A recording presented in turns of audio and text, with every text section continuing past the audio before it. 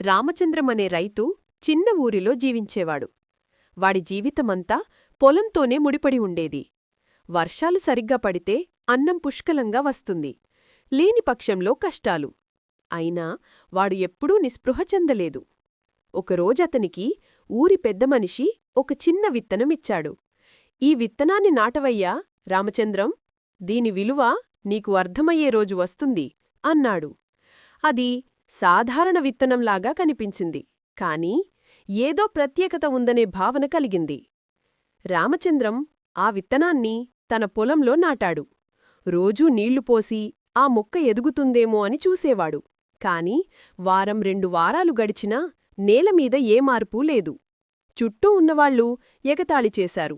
"ఇది మాయ విత్తనమన్నావు కదా, కాని ఏమీ పుట్టలేదే." అయినా రామచంద్రం ఆగలేదు. ప్రతిరోజూ విత్తనానికి నీరు పోశాడు, నేలదున్నాడు. నెలలు గడిచాయి, ఎలాంటి మొలక రాలేదు. ఒకరోజు అతని భార్య కూడా అడిగింది, "నువ్వు ఇంకా ఈ విత్తనం కోసం శ్రమపెడుతున్నావా? ఇది పనికిరాదు అనిపించడం లేదా?" రామచంద్రం నవ్వుతూ అన్నాడు, "ఒక విత్తనమంటే కేవలం గింజ కాదు, అది ఒక నమ్మకం. అది మొలకెత్తకపోయినా నేను నీళ్లు పోస్తే నా మనసు బలంగా ఉంటుంది."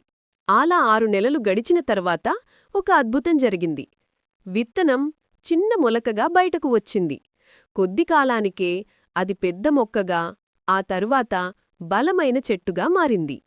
అది సాధారణ చెట్టు కాదు, ఊరంతా నీడనిచ్చేంత పెద్ద వటవృక్షం, అంటే బనియన్ ట్రీ.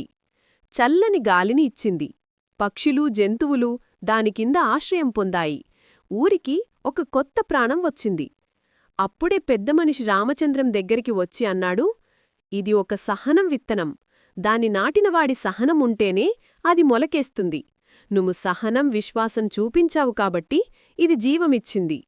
రామచంద్రం ఆనందంతో కన్నీళ్లు పెట్టుకున్నాడు. ఊరంతా ఆ చెట్టు చుట్టూ కలుసుకుని జీవితం గడపసాగింది.